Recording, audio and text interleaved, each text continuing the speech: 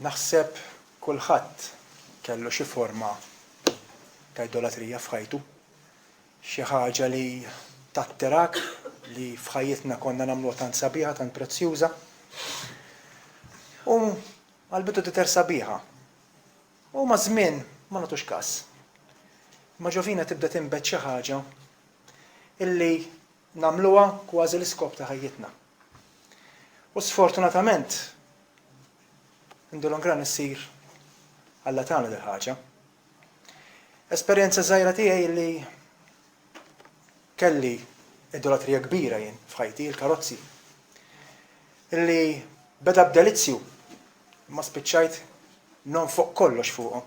Illi anke nħalli l-familja nieqsa minn affarijiet fundamentali. U għamilt ħafna biex ngħid ħa nipprova, ħa nieqaf. Nagħmel żmien imma nerġa' naqa'. U naqa' bl-imax għax kważi tpatti għal dak iż-żmien li ma tkunx għamilt.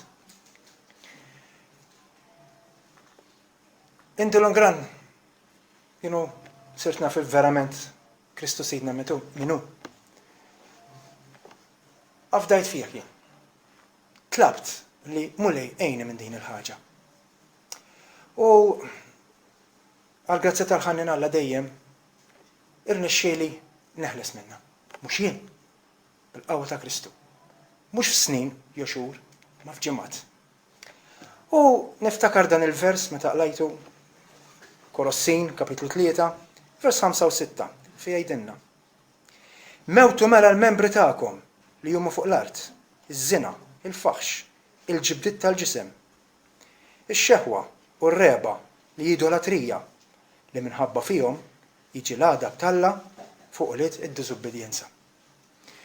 U hemmhekk irringrazzjajt l-Alla illi verament għaraft u x'għamel miegħi. Fil-grazzja tiegħu b'xejn illi resqitni ħafna leħ u għadtlu mulej nirringrazzjak ta' dan. Tal-li inti fuq is-salib għamil dan kollu, tajtna dan il-privileġġ tant kbir, mulej li verament ma jixtaqniex. U sirt nifhem iktar kemm huwa prezzjuż id-demm u l-mewt u l-qomien ta' Sidna Ġesu Kristu. Ħaġa li tkompli ma li l-Apostlu Pawlu stess qal u tirrifletti ruħha fejn jirreferi għaliha l-awtur tal-Lut, illi jekk nafu b'dan kollu, nafuh tal-imnieħ ħriġna minnu, ma nerġgħu nduru, jgħidilna illi qed nafġu u nikkalpestaw fuq il-ġisem u d-demm ta' Sidna Ġesu Kristu. U maħfri iktar ma jkunx hemm. L-aħwa hija ħaġa prezzjuża, għandna dan it-tant don sabiħ, don ma nixbax fejn nista' nxerdu, kemm hija sabiħa is-salvazzjoni tal-mulej. Ejja ma nagħmlux l-iżball kif illum smajna tant tajjeb illi dak li hu tagħna, dak li hu l-mulej bis-saħħa tiegħu, bil-qawwa tiegħu biss xejn iktar. Sirna nafu ma nwarbuħx fil-ġenb, ma nabbandunawx. Għax dak li jtina Sidna Ġesu Kristu ma nistgħu qatt nakkwistawh bis-saħħa tagħna. L-Apostlu Pawl fil-bidu ta' kapitlu 3 jgħidilna jekk mela qomtu ma' Kristu, fitxu dawk il-ħwejjex ta' fuq fejn Kristu qiegħed fuq il-lemin ta' Alla.